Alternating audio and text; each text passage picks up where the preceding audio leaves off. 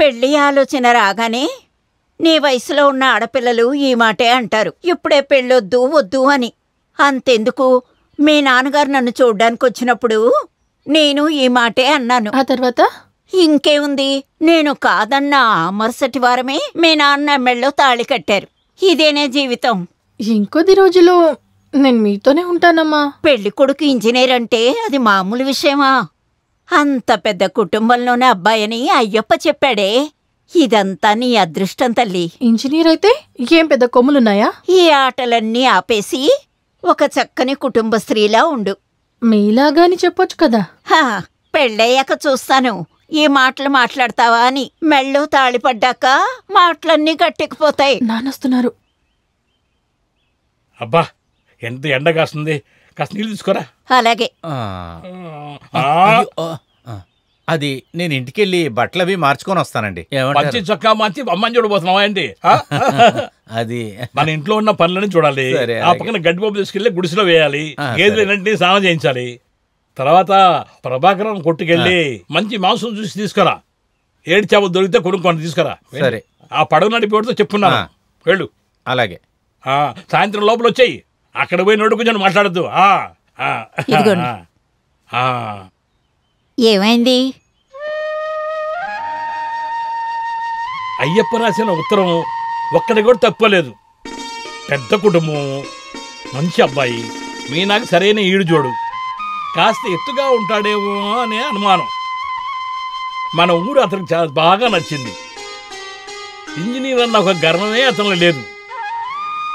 ఈ పెళ్లి అవుతుందని నేను అనుకుంటాను. అంతా దేవుడి దయేనండి.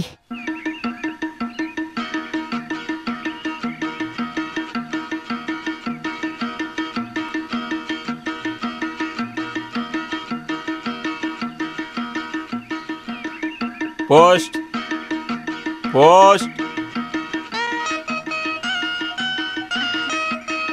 పోస్ట్. ఎక్కడ? ఏంటది? పోస్ట్ పోస్ట్ ని పిలిచారు కదా.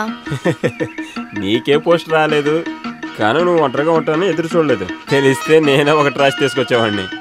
ఈ కాలం వయసు అమ్మాయిలు ఒకటి మార్కెట్కి వెళ్తారు, లేదంటే టైపింగ్ నేర్చుకోవటానికి వెళ్తారు. ఇలాంటి సమయంలోనే దారిలో కలిసి మాట్లాడొచ్చు. మనసుకు ప్రశాంతంగా ఒక 4 మాటలు నీ నోట్లో నుంచి వినాలని నా మనసు కోరుకుంటుంది. నీకేం తెలుసు? ఆ దొంగ ఉన్నాడే మీ నాన్న, వాడి వల్లే ఇక్కడికి నేను రాలేకపోతున్నాను. వయసులో పెద్దవారిని అన్న మామ బావ అని పిలుస్తాం కదా. లేదు, అలాగని నువ్వేమి నన్ను పిలవలేదు. సరే సరే, నేనేం పిలవలేదు. నేను లెటర్ ఏది? లెటర్స్ చాలానే ఉన్నాయి, కానీ మీకేం రాలేదు. ఒకటి చేద్దాం, రేపేదన్నా వస్తే రేపు తీసుకొచ్చిస్తాను. అలా చేయకు. ఏయ్, ఈ పాండ్యన్ గురించి నీకు సరిగ్గా తెలియదు అనుకుంటాను. నువ్వెందుకు ఇటుపక్క తిరిగి తిరిగి వస్తున్నావో నాకు తెలుసురా. ఇలా చూడు, నేను ప్రాణంతో ఉన్నంత వరకు కమల్ హాసన్ నువ్వు అనుకున్నదే జరగనివ్వకుండా చేస్తాను. మా నాన్న నీకు ద్రోహం చేశారని నేనేం చేయగలను మీకు?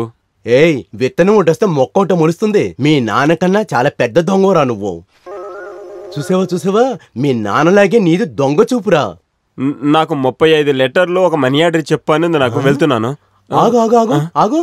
తర్వాత ఇంకొక విషయం, ఈ ఇంటికి ఇక మీదట ఏదైనా లెటర్ కాని వస్తే ఇక్కడ తీసుకురావద్దు. ఇక మీదట ఏదైనా లెటర్ కాని వస్తే తిన్నగా వెళ్లి పోస్ట్ మాస్టర్ దగ్గర నేనే తీసుకుంటాను. అందరు ఇలానే అంటే ఊర్లో పోస్ట్ మ్యాన్ ఎందుకు మరి? నీలాంటి పొరికి ఎదవలు ఆడపిల్లల ఇంటికి లెటర్ తీసుకొస్తే అనుమతించరు. దానివల్లే ఇలా మాట్లాడారంటే నా మనసు ఎంత బాధపడుతుందో తెలుసా? ఇలా కాని చెప్తే నా మనసుకి ఏ కష్టం ఉండదు. సరే, బయలుదేరు, ఇక వెళ్ళొచ్చు. లేదంటే ఈ పాండ్యని దెబ్బ పిడికి పడినట్టుంటుంది. నేను డిఎంటి పార్టీ యొక్క స్ట్రాంగ్ యూనియన్ యొక్క స్ట్రాంగ్ మెంబర్ని. ఈడు ముఖమును. ఏయ్ చంద్రమతి,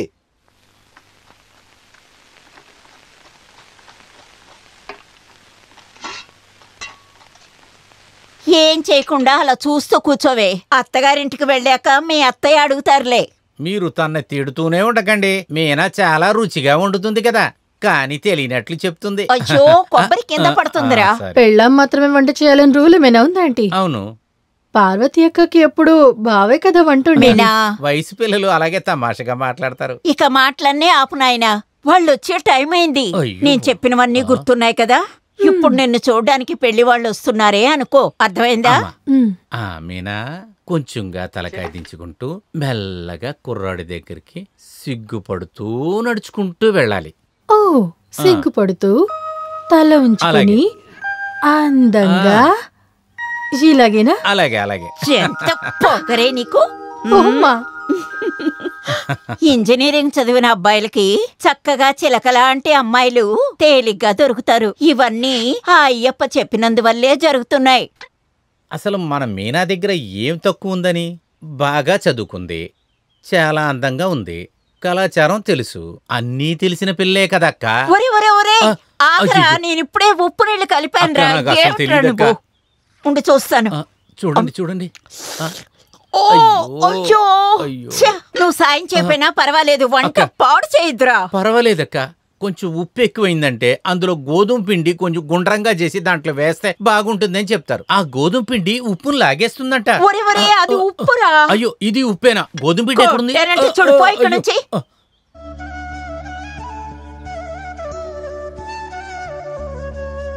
రండి రండి రండి. మీరు ఈయన్ని పిలిచింది మర్చిపోయారనుకున్నానండి. మేము మీకోసం వెయిట్ చేస్తున్నాం. ఇల్లులాగుంది, బాగా సౌకర్యంగా ఉందా? అలాంటిదేం లేదు.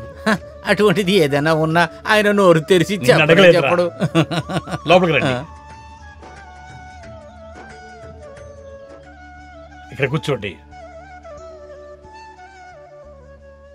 ఇదంతా కలిపి 1 ఎకరం ఉంటే ఉంది. కొబ్బరి తోట, పనస తోట అన్నీ ఉన్నాయి. అన్ని చెట్లు బాగా కాస్తాయి. కొబ్బరికాయకి ఇప్పుడు చాలా డిమాండ్ కదా. అది కాకుండా మామిడికాయలు వేరే. ఈ ఊర్లోనే ఈయన చాలా పెద్ద- అవరా. ఆ, అదంతా ఏం కాదు, జీవించడానికి అన్నీ దొరుకుతాయి ఇక్కడ. ఈ ఇల్లు మన మీనా పేర్లోనే ఉంది. నా ఇల్లు నా పార్వతి గారి పేరు మీద. నమస్తే ఈమె బాబు. నా భార్య. నమస్కారం. ఏమండి, వంట అయిపోయింది. ఆ, అలాగైతే మనం భోజనం చేసుకొని మిగతా విషయాలు మాట్లాడుకుందాం. రండి బాబు. ఊరిక రప్పించారు. రండి బాబు, ఇలా కూర్చోండి. ఒరే, అన్నం ప్లేట్ తీసుకో తీసుకో.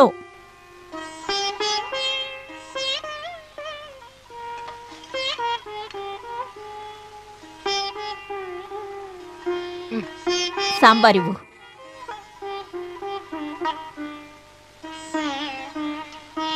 మీనా ఇక్కడ? మీనా,